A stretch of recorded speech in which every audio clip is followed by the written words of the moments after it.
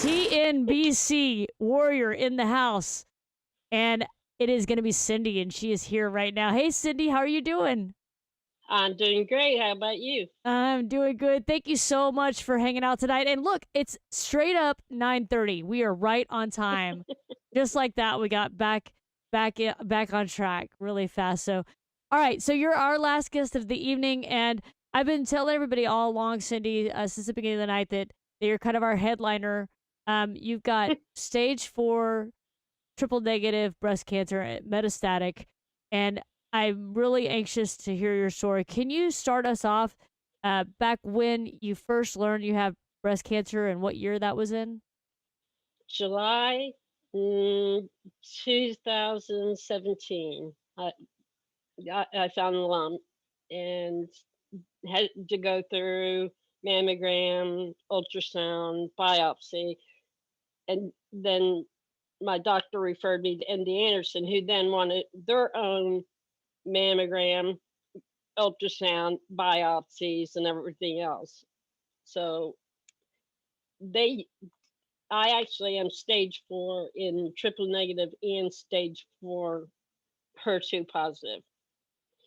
Wow. So, And so you had two forms of breast cancer, and just so everybody's aware, when you were diagnosed, you were just 48 years old, right? correct. Yeah. Just, yep.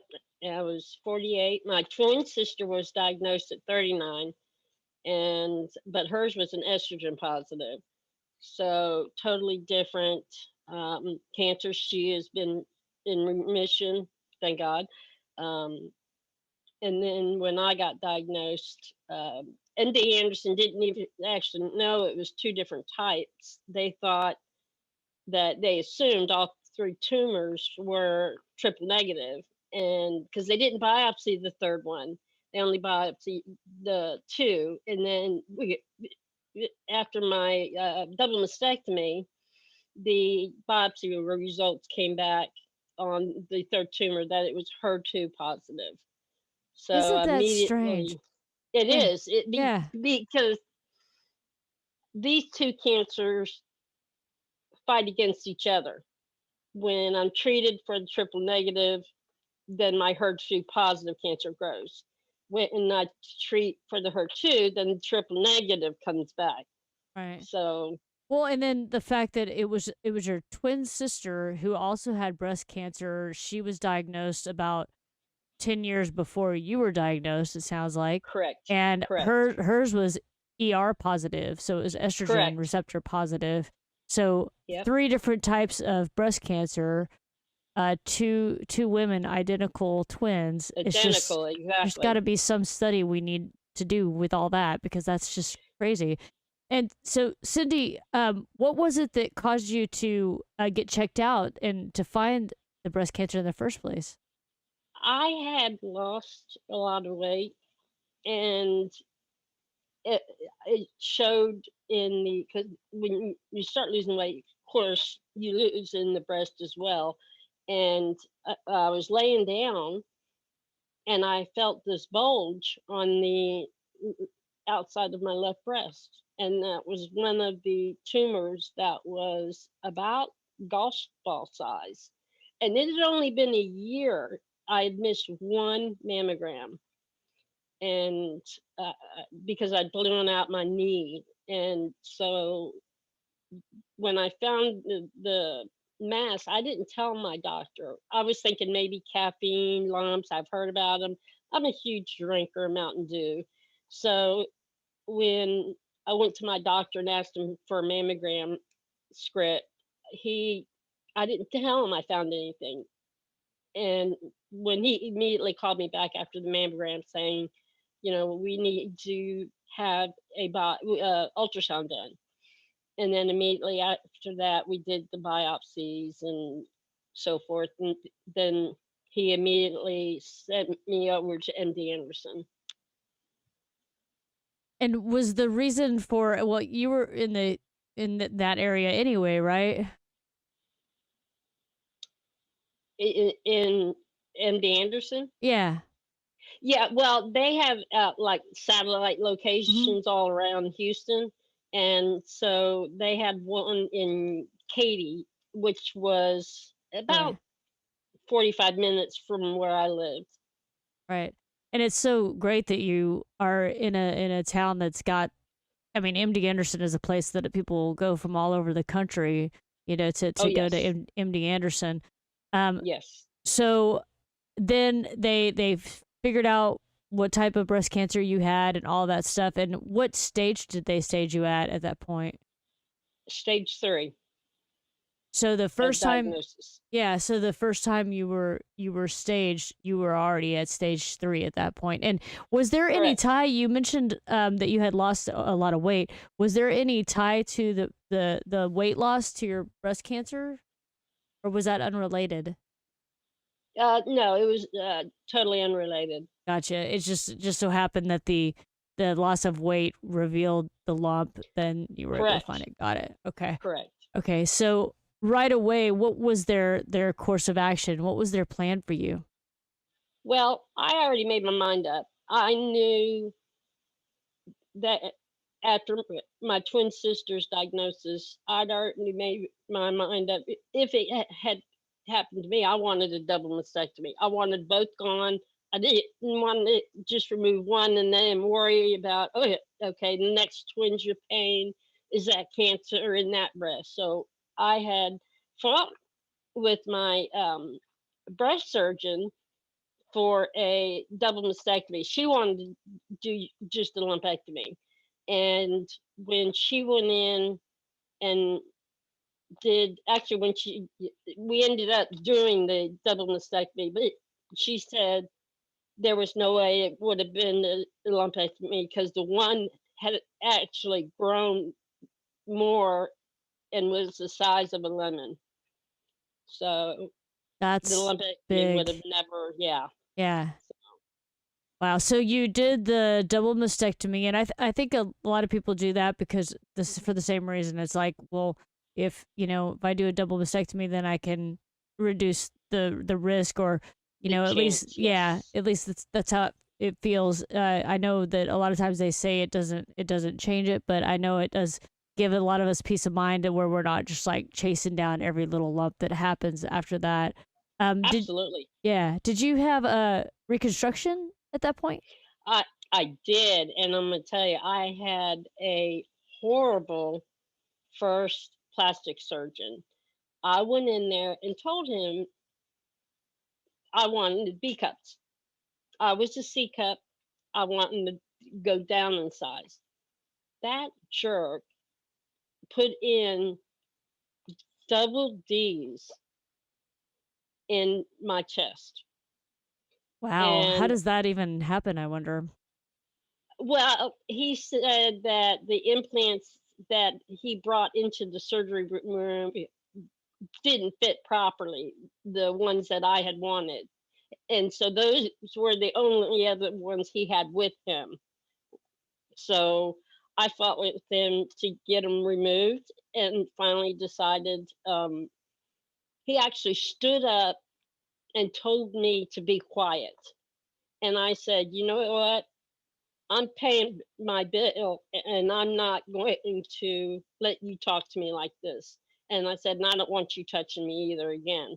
So I ended up going to another plastic surgeon who did what I wanted and removed the double D's and put in B's. Wow, all that extra surgery, that's not fun at all. So how long after the original surgery was it before you got what you wanted? It ended up being, I think, a year because I had to wait after I had done I did the AC or the Red Devil and then the Taxel and then a year of Herceptin and then did the was it 2020 I believe or 2019 I believe is when I got the second surgeon to replace them, and then that was also when I was re-diagnosed with metastatic in my left lung and left chest wall. with triple negative And did you say that tumors. was 2020? Yes, the end of 2019. I And think it was like November of 2019. and so it had metastasized, and it was in your lungs and in your, you pointed to like your right shoulder, did you say? Yeah, correct. It was under my my left clavicle bone in my muscle under there was one tumor, and then another tumor was in my left lung, bottom side of my lung. So they did a thoracotomy and then removed that section of the lung with the tumor, and then removed the chest wall tumor at the same time. Wow. That's a lot of surgeries. Yeah, and Yeah. then radiation, 38 days of dense dose radiation ended up causing my left implant to now be, what did they call it? Oh, contracture, something contracture. So the left implant is ruined now. So, Wow. yeah. So now I'm going. I want them both removed, and I'm just going to go flat. Yeah, yeah. I could see why at that point, after all that, it's sort of just sort of want to put an end to all that surgery stuff, and Absolutely. yeah, just Yes. get out of it. I can understand that. Man, I had, I tell everybody when I plan to do these conversations that I don't want to talk too much beforehand, because Right. I want to hear it straight live so I can respond exactly. And this is like crazy because I had no idea all the things you've been through. It's so much. So somewhere along the line, you mentioned you had chemo. So I'm just kind of backtracking in my head of all the treatments and surgeries and stuff. So we've got chemo, we've got radiation, we've got a double mastectomy reconstruction with double D, reconstruction with the B. We Right. had the surgery for the tumor in your lung, where they took out part of your lung, and then Correct. the surgery where they took out the tumor under your clavicle, and then at this point, in 2019, into 2019, I think you said they diagnosed you with stage 4 metastatic breast cancer. Um, so what do they tell you the course of action is at this point whenever they diagnose you with metastatic breast cancer? Now, when I was diagnosed at stage 3, the talk was to extend life and try to find a to become Ned, or no evidence of disease. Now it's to um, one oncologist told me, because I'm battling 2 different cancers, that my life expectancy was about a year and a half. And I have passed that. So we're now at, that was in 2020, 2020, when I was told I had a year and a half. Wow. So I, am on chemo for the rest of my life, And and it's to just keep me going, you know. yeah, it's kind of to slow the progression of the disease, to try to keep it at bay. I guess would Correct. be the thing, would to try to slow the progression, to elongate life, and try to give you the best life that you can have. You know. Correct.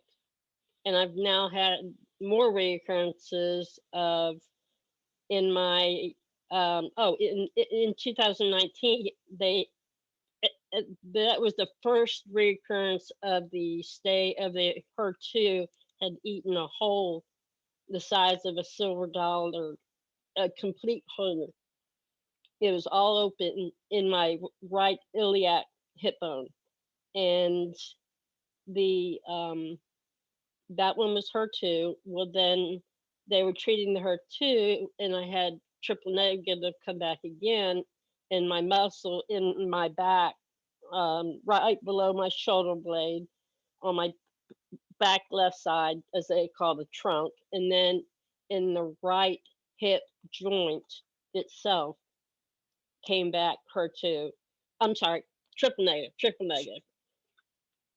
My last scan in January now showed progression in my left iliac hip bone, which I'm going to bet is going to be HER2, because we were treating the triple negative when this tumor popped up.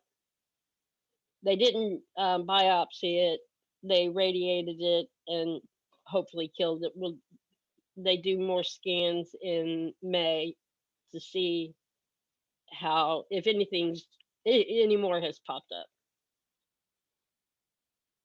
Wow.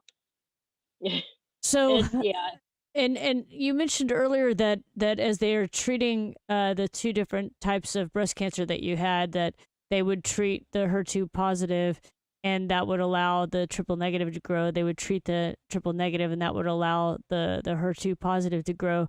So, are they still toggling that, or have they found yes. something more focused? Okay. No, it's those two are extremely aggressive cancers, and it's there's no drug right now that treats both of those at the same time. So they treat whatever is the angriest at that time.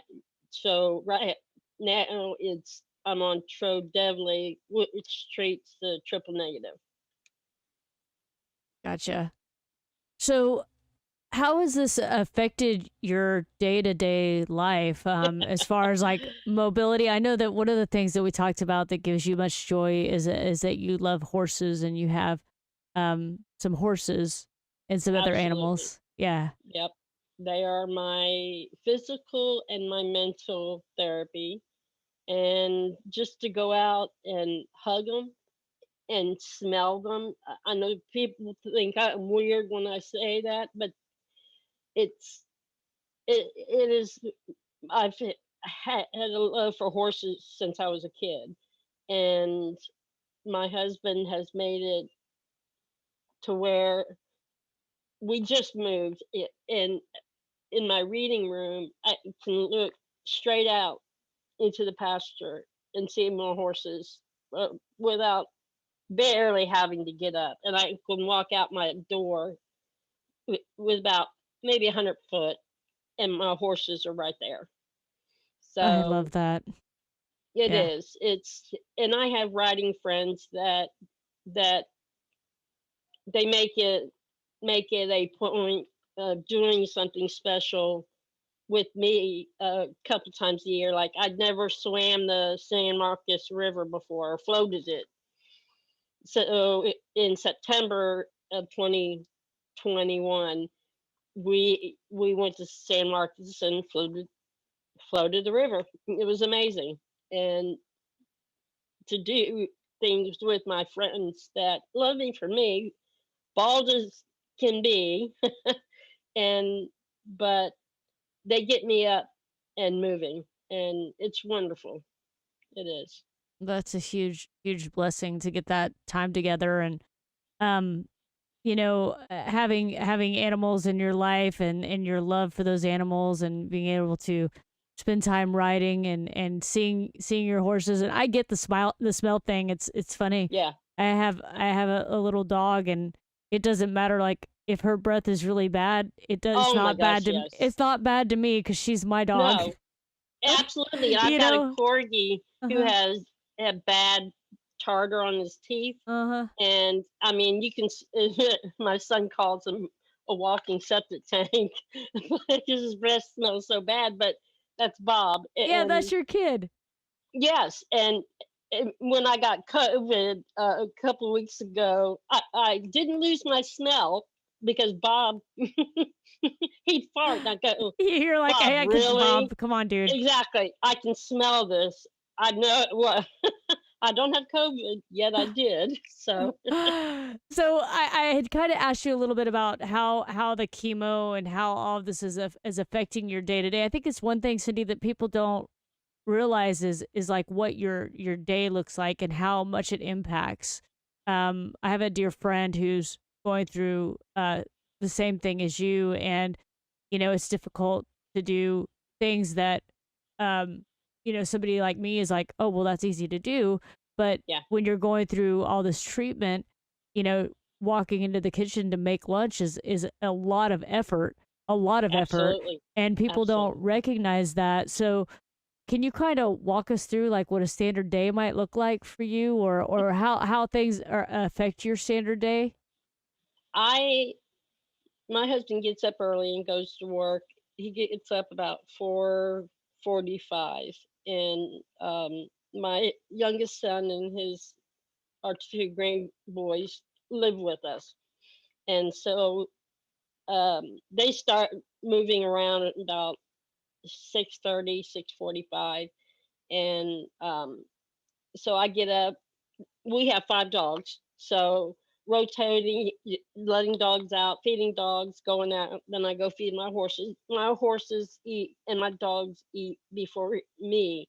My mom instilled that in me as a kid, saying, "Those horses can't go find food. You own them. They need to eat before you do." And it I'm 40, I'm 45 this year, and I still feed my horses before I eat, and my dogs. And then I come back in, make sure Harley's gotten on the bus. Um, some days I'll watch the youngest grandson, who's 5, and so that entails a whole lot more because he's 5 and very active. So, and which is fun because it gets me out, and we have acreage, so it's a lot of outdoor. I love being outdoors. I'm The so with sun, you. Yeah. yeah, but it makes it difficult. Andy Anderson does with because I go my cycle for chemo is for the first week. I go like on the 7th of April. I'll have chemo, and then I go back in a week, and I have another round of chemo, and then I have a week off, and then that's the end of that cycle. And then I start another cycle of 1 week chemo, second week chemo, and then other week off, and that's my life. I and if my blood work is bad and I don't get the chemo, I have to push it off and get the bone marrow injections to start building my blood back up. And it's been tough. I lost my appetite. I lost a lot of weight, and it just everyone, my sister and my older sister told me that I have to eat. Even though I'm not hungry, I have to eat to help my body fight this cancers that are trying to kill me. So if with me, if I have a craving for something, if I don't eat what I'm craving, then in the next 10 minutes it could change. And it's like, okay, then I'm not hungry anymore. And it's hard with that, and then my husband takes me. If it's not my husband, then my youngest son, Brandon, and would drive me to my chemo. They make sure that I don't drive. This this one affects me pretty bad, and so the first day is total, kind of like a wipeout. I end up sleeping on the way home, and I just crawl in bed when I get home, and I stay there until I can get up again and start over. So it's a lot of visits to MD Anderson and diagnostics and stuff. So it's it's been a busy 5 years, and my plastic surgeon won't operate on me because I just had radiation on the tumor in the back and then the tumors in my hips. So he has to wait 6 months to a year for the skin to heal from the radiation before he'll even do surgery. So it's another battle to get that done. Not that I Wow. want another surgery, but Yeah, yeah. You're just kind of checking off the list of things you want to get done. It's just kind of lingering. Yeah, I yes. got you. I got you. And as long as I'm on this Trodevly, I won't have every hair on your body went bye bye. It's And gone. let me tell you, when your nose hairs are gone, your nose turns into like a water faucet turned on high.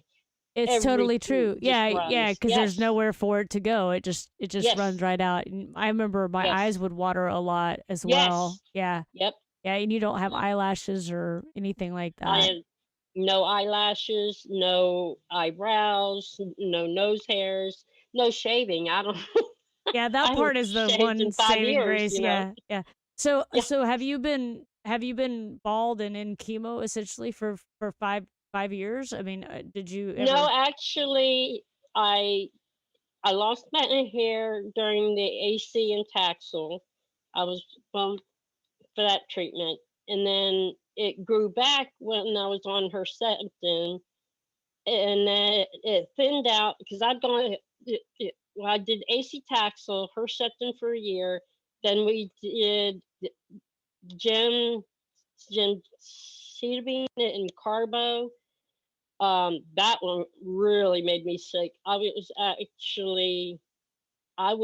come home, and from 9 o'clock in the evening to 9 a.m., I was vomiting violently, and to the point I couldn't even swallow my own spit. It was so bad. I'd have to spit in an empty bottle because if as soon as it hit my stomach, I was throwing that up.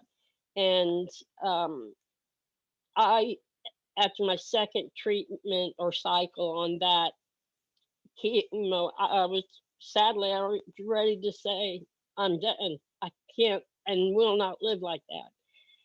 So we stopped that treatment, and then we put they put me on Godzilla, which was for the HER2 and immune therapy, and I was on that for 8 months and found out that wasn't working. So they changed me over to Trodevly. So this is now my fourth or fifth line of treatment.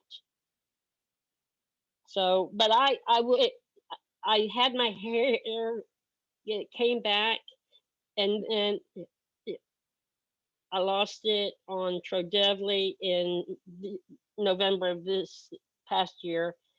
And after only one chemo session, I mean, that drug is that powerful. And sadly, it is all the people I read on the support groups. It won't grow back while you're on this. Wow. Yeah.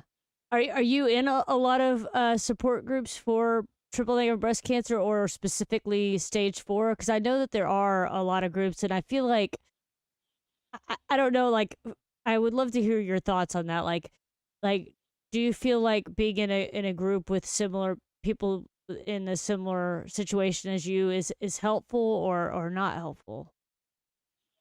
I was for years a lurker. I read posts, but I never commented. And then I finally got brave enough, and I started commenting. And I, I, I like it. I think it helps.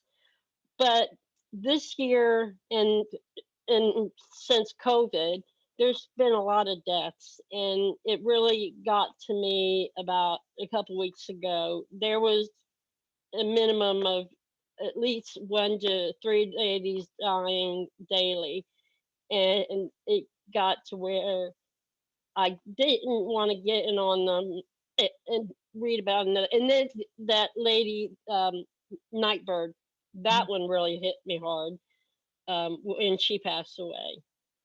So it just, I think it helps. I do, because you get to express your feelings to people who understand what you're going through. And I put it out there asking, is there anyone else out there that it has the two types of um, cancer? And sadly, nobody, I out of thousands of people, has ever come back and said yes. I So don't know if you caught earlier in the show. I think it was Mary Kay that had said that she actually had two different forms of breast cancer. I don't remember the exact ones. I know it was triple negative was one of them, obviously, but the other one it wasn't triple negative as well. So I'll have to connect you. Actually, she's in our group yeah, message on Facebook. She was diagnosed 10 years ago, and so she was stage one. And I believe wow, it was Mary Kay that had that, but she's in our Facebook message, and you guys should definitely connect on that because that is to me very yes. interesting and probably quite rare, I would think. That's what my oncologist said is it makes it difficult because the two cancers battle each other. And I had a new oncologist come in, and she was taking over my case, and I told her, I said, don't print off my records. I said, because you're going to end up taking down the forest of all the papers that you're going to have to print. And she came back on my next meeting and she said, Cindy, I she said, I read your record.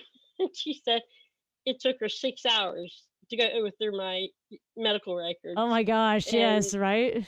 yeah, she said it was interesting and very complex as well. And she likes that end of it. She gets into the research end of it. So she stays and lets me looking for trials. As after Trodelvy, I don't know what's out there for triple negative after this, which is scary. Yeah, I mean, Dr. O gave out a phone number and a name earlier that's listed in this broadcast. Uh Jonathan at Baylor Salmons Cancer Center, who you can call to check about to see if you're eligible for their trials that they're having. So it might be possible that you're eligible for something that she has. So I can definitely send you that information. Absolutely. Yeah, Yeah.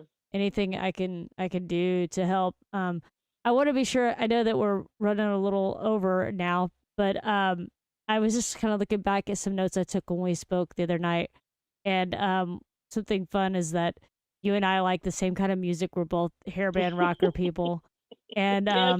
yeah, and you had a fun little story about Bon Jovi and kind of something that you do every year. You want to tell everybody about that?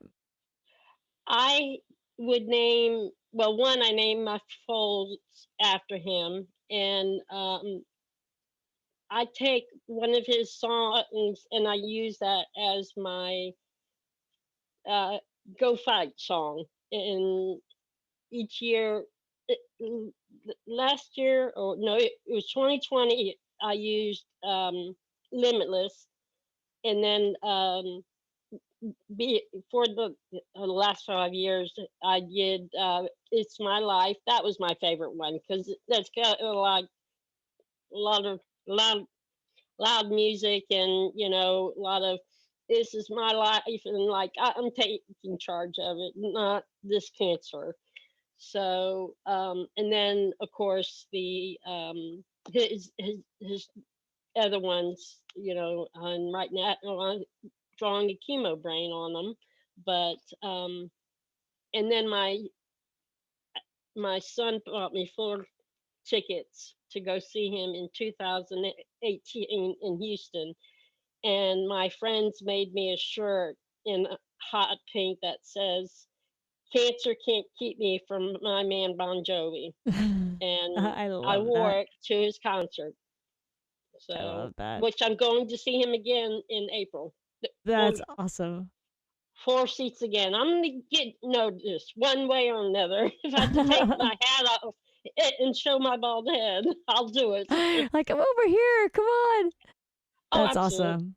That's awesome. No, I love that. I think that music is so important in healing, emotional healing, Yes. and empowerment and everything.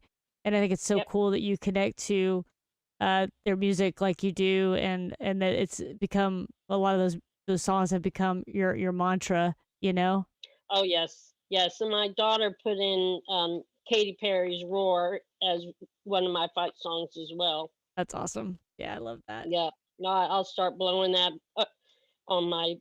I'm surprised I haven't blown my speakers out yet, but That's fun.